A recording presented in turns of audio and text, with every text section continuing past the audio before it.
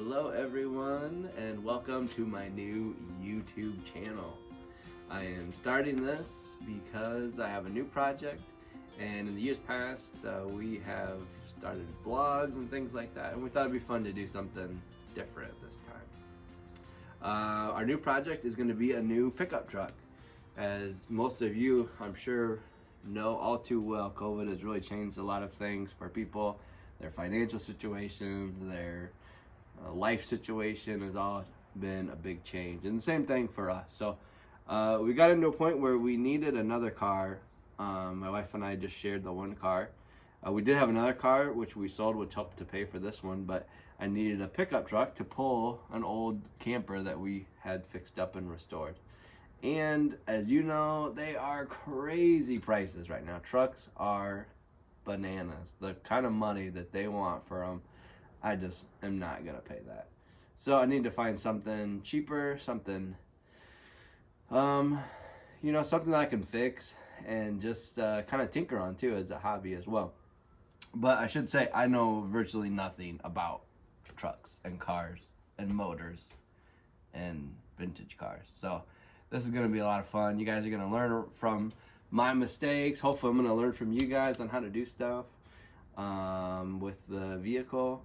And I've done a few things to it, so we'll be catching you up to speed on that in future videos, so you can see things that have been changed in it and things that have or that need to be changed or altered soon. So, but I'll go walk around the truck. All right, so this is the new purchase. This is a 1967 GMC C20 pick 'em up truck, and I got it here in Northern California.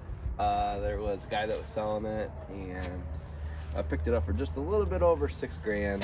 I had some money from selling another car, a little bit saved up, and so we were able to just pay cash for this puppy. I got no payments, no nothing. So as you can see, somebody gave it a little bit of a respray. Not a real great one. As if you start to look real close, you'll see a lot of problems with it, but I mean, it's all right. It had a really cool color on it. It was like a cool, like, bluish color at one point. I don't know what happened there, but it used to be that color, which would have been a way more cool color than white on white. It's got a cool motor in it. I'll show that to you, which maybe is one of the reasons that it was super cheap, is because it has a really odd motor in it, or an uncommon motor nowadays. It has the GMC 351E is what I think it is. That's what they told me, at least when I bought it.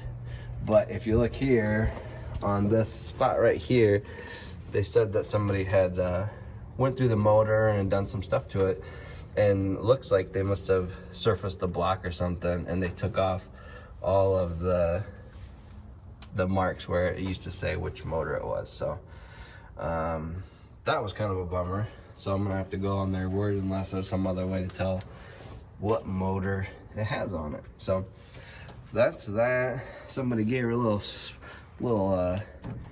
Craigslist respray in here too, but it runs. I drove it all the way back. We picked it up at the place that I bought it. It was like maybe a couple hour drive, and we waited too long to go get it, and then we haggled a little bit. We came to an agreement on the price, and then we go to drive it home, and I hop in the truck, and I'm like, there's no seatbelt. And I asked the guy, like, where's the seatbelt? And he's like, oh, I guess there is none.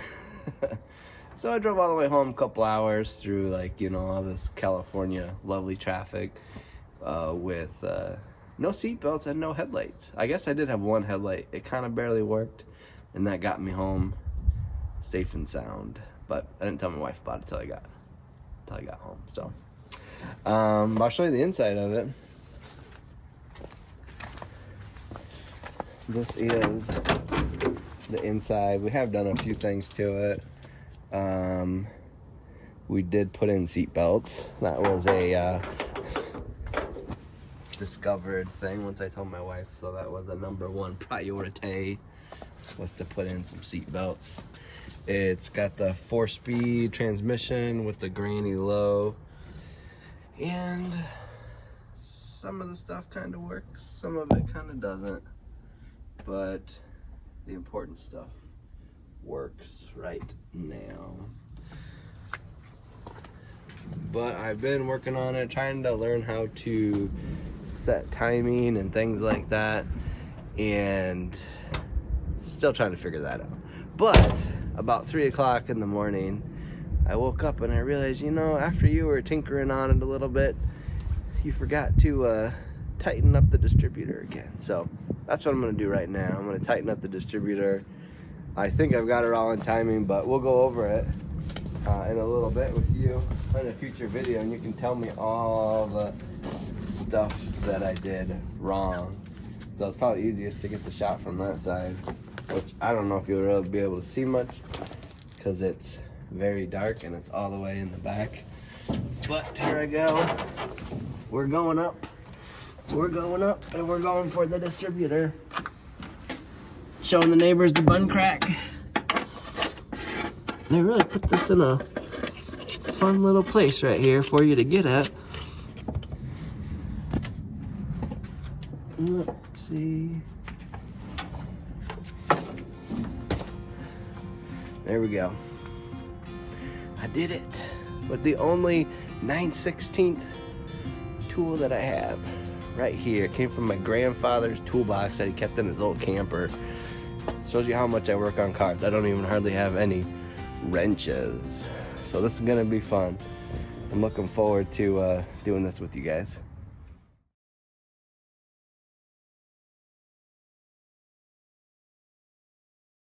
It's a 1967 GMC C20, and you're killing me, Dolly. This thing smells like gear oil, something fierce.